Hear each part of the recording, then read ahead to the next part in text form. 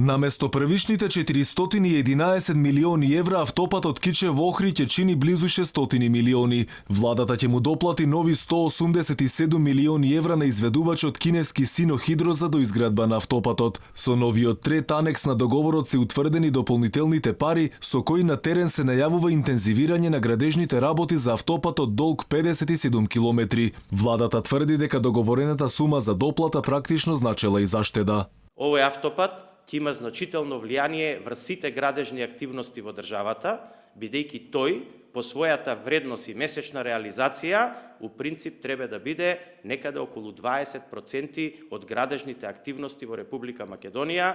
Дополнителните 187 милиони евра ќе се обезбедат со кредит од кинеската Ексим банка. Со новиот анекс на договорот Синохидро се согласува да изгради клучки кои претходно не биле предвидени. Со анексот кој што беше усвоен на денешната седница на владата и набрзо ќе дојде во собранието на Република Македонија, изведувачот се согласува да изгради 9 клучки кои претходно не беа предвидени, како и алтернативен пат од Пресека до Орбиново како составен дел на овој проект.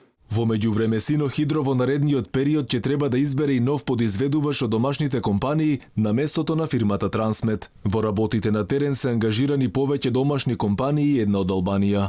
Пред нас следува тежок период и на изградба, но и на решавање на проектните задачи, бидејќи за многу проблеми што ни се остаени имаме проекти, за многу од нив тек ќе се проектираат.